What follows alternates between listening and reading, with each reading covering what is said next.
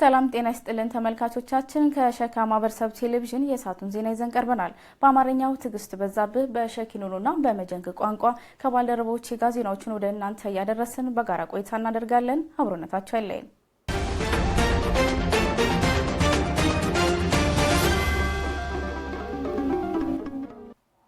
ወደ ዝርዝሩ እናልፋለን።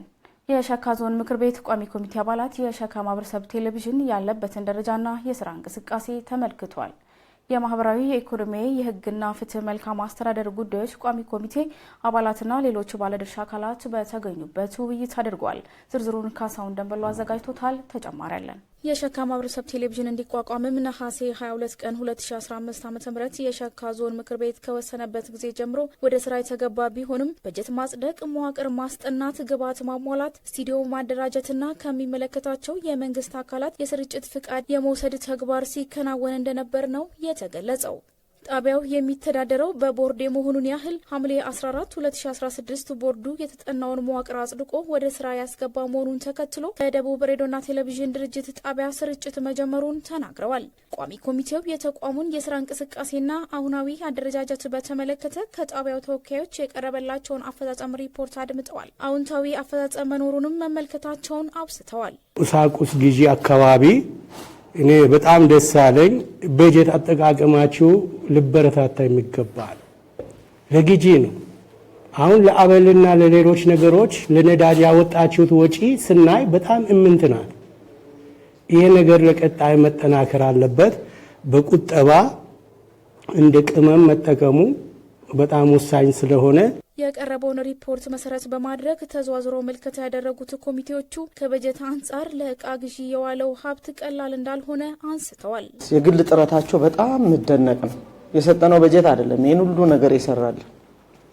ዞኑ የሰጠው በጀት እንዳለ ሆኖ የዞኑ ኮሚትመንት እንዳለ ሆኖ ግን የማኔጅመንቱ ጥረት በሙያው የተካኑ ሰዎች እዚህ ተቋም ላይ መኖራቸው እጅግ ጠቅሞናል። እንደ ማህበረሰብ እንደ ህዝብ ጠቅሞናል ብዬ ነው የምነሳው። በሬዲዮ ዘርፉ በ98.6 ሜጋሄልዝ በቴፒና አንድራቻ ዙሪያ ስርጭት ላይ ቢኮንም የቴሌቪዥን ጣቢያውን ስራ ዘላቂ ለማድረግ የማያቋርጥ ድጋፍ እንደሚያስፈልግ ሀሳብ ቀርቧል። ተሽከርካሪ ያውም ጠንካራ ተሽከርካሪ ካልሆነ በስተቀር በቀን ብዙ ተርኖቨር ነው ያለው። ለደቂቃ አይቆምም። ይሄ ፕሮግራም የተባለው ቴሌቪዥን የተባለው ዜና የተባለው በሙሉ እዚህ ተቀምጦ የሚሰራ አይደለም። ወጥቶ ባለሙያ በየቦታ ያለውን ነገር ዘግቦ አምጥቶ እዚህ ኤዲት አድርጎ ምን አድርጎ የሚያደርሰው ነገር ነው እንጂ እዚህ ቁጭ ብሎ የሚሰራው ስራ አይደለም። ለዚህ ደግሞ እንደተባለው ዝም ብለን ሄድና በእግር ሄደ ሰርተና ብለን የምናዘው ነገር አይደለም። ቋሚ ኮሚቴው በሸካ ማህበረሰብ ቴሌቪዥን ላይ በተጠናው መዋቅር መሰረት የሰው ኃይል እንዲሟላ አመላክተው ድጋፍ እንደሚያደርጉም አስታውቀዋል። ያስፈልገው የሰው ኃይል ሙሉ ለሙሉ እንኳን 100% ባይሟላ ማለት ነው መቅረት የሌለበትም የሚባሉ ስራ ሂደቶች ወይም የሰው ኃይል ስንት ነበረ? ከምታመነጨው የገቢ አቅም አንጻር በልማት ወደ ኋላ የቀረችው የክልሉ ብዝሃና የሸካ ዞን ዋና ከተማ የቴፒ ገጽታ ለመቀየር እየተሰራ ስለመሆኑ ተመላክቷል። በከተማዋ በመልሶ ማልማት 22 ደረጃቸውን የጠበቁ ህንጻዎች ግንባታና ሌሎች ተግባራት በመንግስትና በህዝብ ተሳትፎ እየተከናወኑ መሆኑ ታውቋል። ዝርዝሩን አስማማው ኃይሉ አዘጋጅቶታል። አስታውሰኝ በቃሉ እንደሚከተለው ያቀርበዋል። ከደቡብ ምዕራብ ኢትዮጵያ ህዝቦች ክልል የብዝሃ ከተሞች አንዷ የሆነችው የቴፒ ከተማ ካሏት የተፈጥሮ ጸጋና ከምታመነጨው ኢኮኖሚ አንጻር ያለማች ከተማ በመሆኗ ቁጭት ውስጥ እንደከተታቸው ከነዋሪዎቿ መካከል አቶ እንዳልካቸው ተካ ይናገራሉ። ባለሀብቱ እዚህ እየሰራ እየሄደ ሌላ ቦታ ነው የሚያለማው። ምክንያቱም ቁርጠኛ አመራር ቢኖር አንድ ባለሀብት ቁርጠኛ አመራርን ይፈልጋል ጋሻ መከታ እንዲሆነው።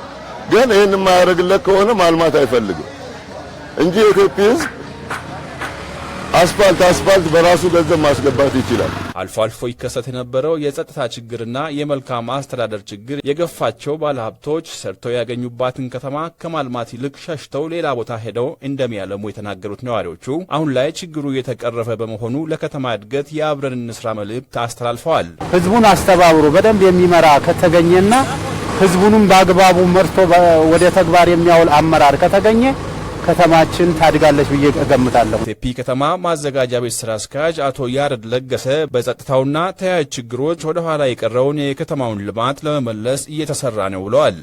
እንግዲህ በርካታ የልማት እንቅስቃሴዎች የነበሩበት ከተማም ጭምር የነበረበት ሁኔታ ነው ያለው። ለዚህ እንግዲህ እንደ አብነት የምንጠቅሰው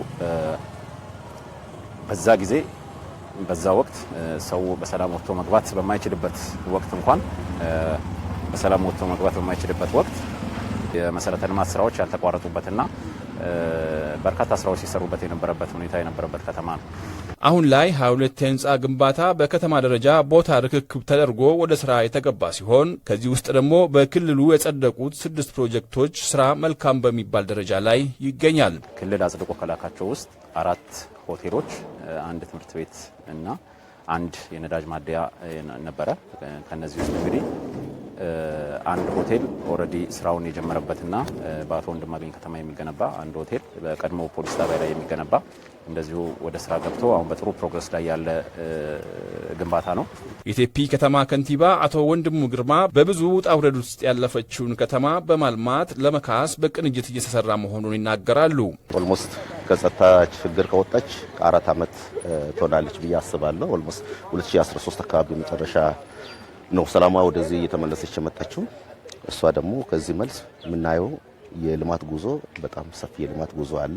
ሰላማውን በዛ ልክ የተረጋጋች ነው። አሁን ከነበረው አንፃር በደንብ የሰላም ጉዳይ ኦሬዲ ተረጋግቶ ነው ያለው። የሸካ ዞን ከተማ ልማትና ኮንስትራክሽን መምሪያ ምክትል ኃላፊና የኮንስትራክሽን ዘርፍ ኃላፊ አቶ ካዳኔ ከሲቶ ግንባታዎቹ ብዙም የገፉ አፈጻጸም ባያሳዩም ጅምራቸው መልካምና ለከተማው እድገት ካላቸው አበርክቶ አንጻር ሁሉም አካል እድሎችን ሁሉ አማጦ በመጠቀም ለከተማው እድገት የበኩሉን እንዲወጣ ጠይቀዋል። እንደ አጠቃላይ ልማት ተጠምቶ እንደቆየ ይሄ አካባቢ የተሰሩ ስራዎች በጣም ገና ናቸው። እንደምናየው ከተማችን የማደግ ፍላጎቷ ብዙ ነው።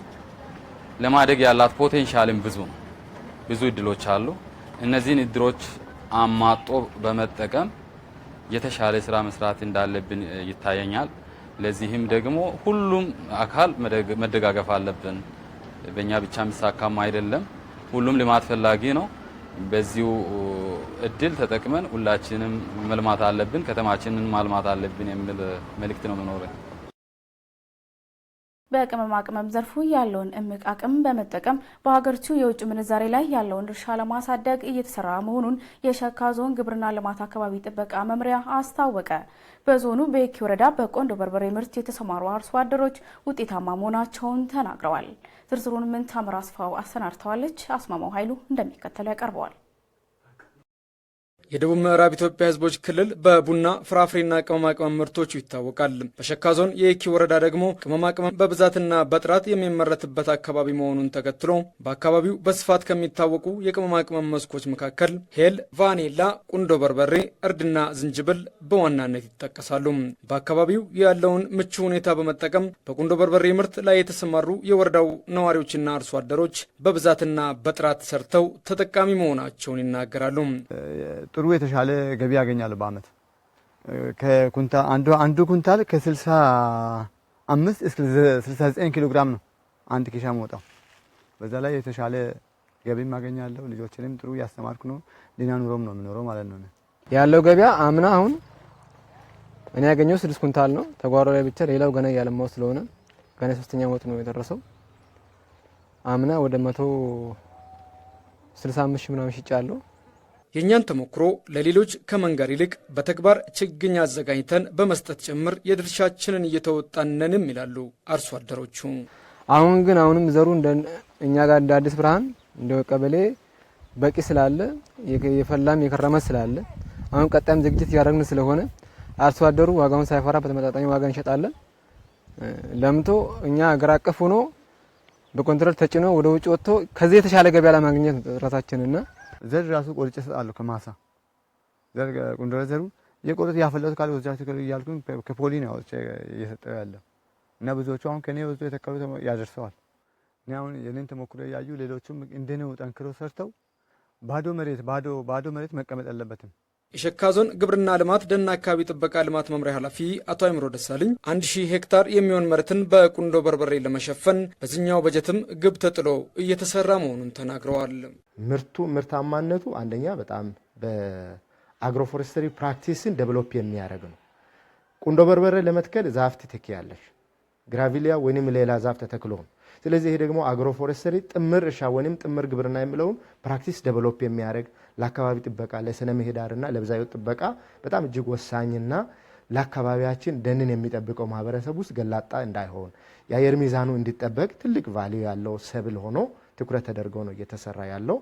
እስካሁን ወደ 1000 ሄክታር ወደ 1000 የሚጠጋ ቁንዶ በርበሬ እየለማ ይገኛል። በአካባቢው በስፋት ከሚመረቱ የቅመማ ቅመም መስኮች መካከል በተለይ ቫኒላ፣ ቁንዶ በርበሬና ሄል የመሳሰሉትን ለውጭ ገበያ ተፈላጊ መሆናቸውን ተከትሎ በብዛትና በጥራት በማምረት ለሀገሪቱ የውጭ ምንዛሬ ማቅረብ ከሁሉም ባለድርሻ አካላት ይጠበቃል። ይሁንና አሁን ላይ በአርሶ አደሮች መካከል እየታየ ያለው መነቃቃትና እየተፈጠረ ያለው የገበያ ትስስር በሌሎች የግብርና ውጤቶች ላይ ከተደገመ ሀገሪቱ ከመስኩ ማግኘት ያለባትን ጥቅም በአግባቡ ታገኛለች ማለት ይቻላል። ተመልካቾቻችን በእኔ በኩል ያስኳቸው ዜናዎች እስካሁኑ ናቸው።